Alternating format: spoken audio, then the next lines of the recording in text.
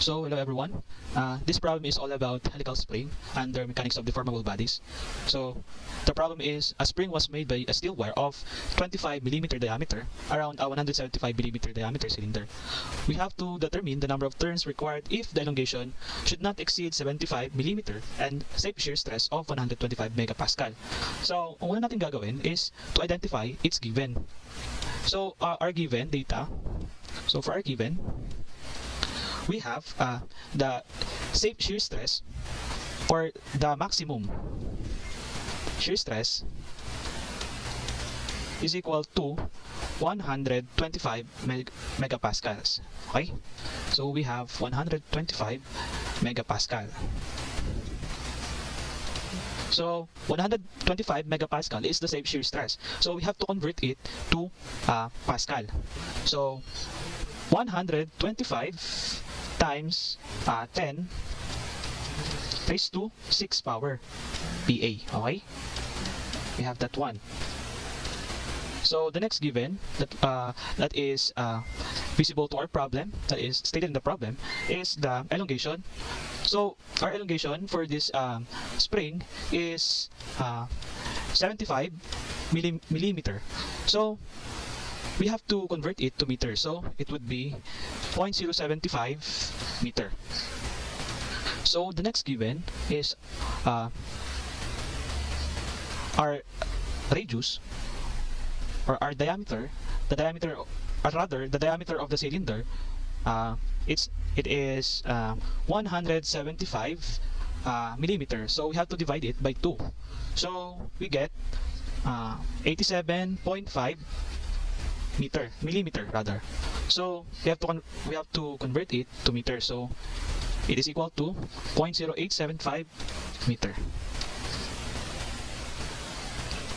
So the next given is the diameter of the steel wire. So guys, yung R po pala, yan po yung it represent the diameter of the cylinder.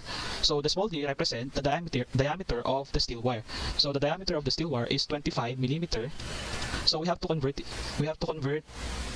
to meter. So it is equal to 0.025 meter.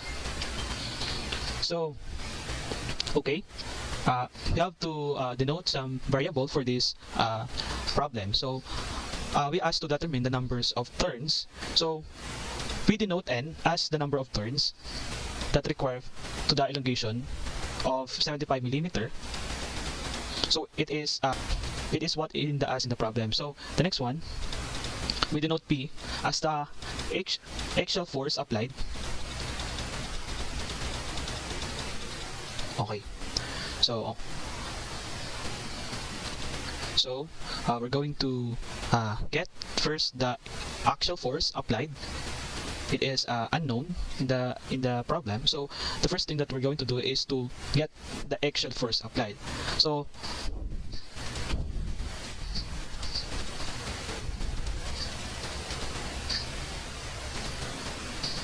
okay, we're going to use the tau or the safe shear shear stress T max equal to 16 PR over pi d cube times the quantity of 1 plus d all over 4R. So let's substitute the given from its variable. So 125 times 10 raised to 6 is equal to 16 P, which is unknown, and our R is 0.0875 meter over this is unknown, the P, pi, our diameter for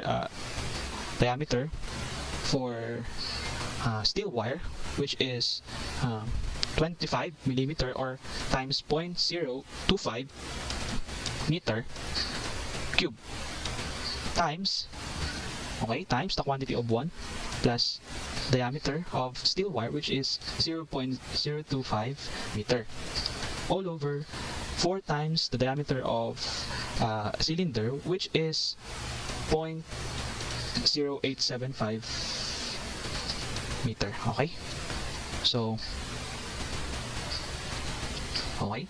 by getting the simplify of the right equation, it is 3,557.907 P. So equal lang siya sa 125 times 10 raised to 6. Okay, so simplifying this one, we have to divide it both sides by 3,557.74907. So P, or the axial force applied on the spring, is 4,090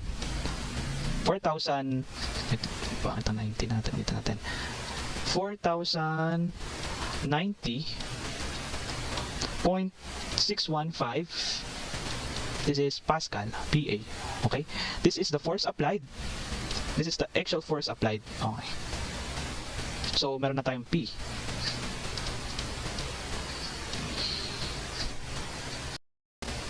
So guys, nakuha na natin yung axial force applied sa spring. So if we are given the G, or the modulus elasticity, which is equal lang siya sa 83 GPa, so, or gigapascal. So the formula for elongation that we're going to use is equal to 64 P R cube times N all over G, the diameter of the cylinder, of the steel wire rather, to the fourth. So copy lang natin yung nasa taas na mga given. I have to copy this one.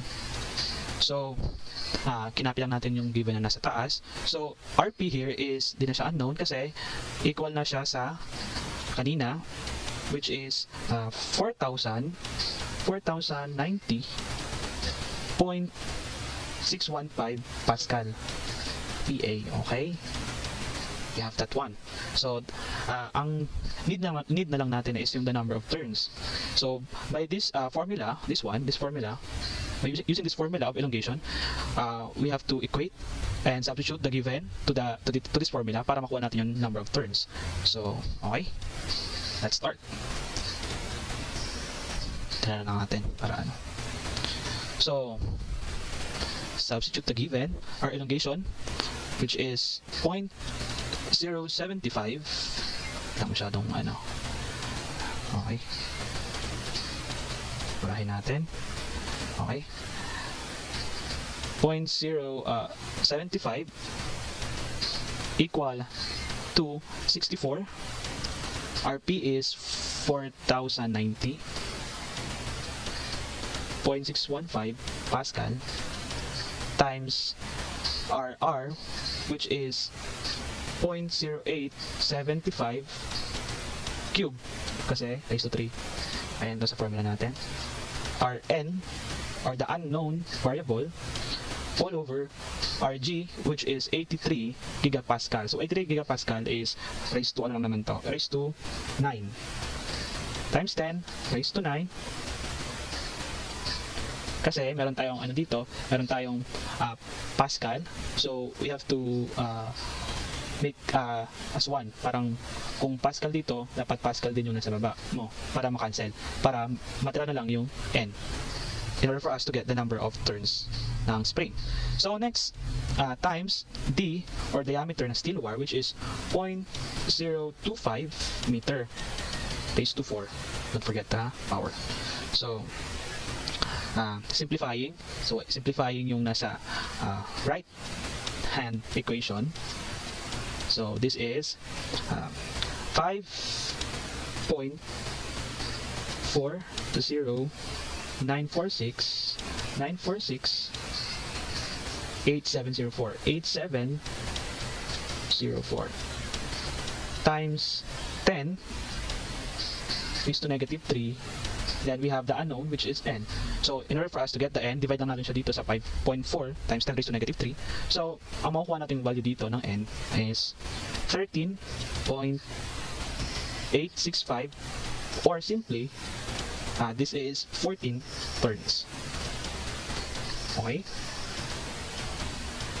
This is the answer for this problem. Okay, based on our computation kanina, so our P here, P is equal to 4090.615 Pascal. This is PA. This is the axial force applied. This is answer number 1. Wait, ba't nag 0? And okay. Next, and the number of turns, or the n, is 14 turns. This is the final answer. This is the final answer. Okay. Yan. And that's all, guys. Thank you.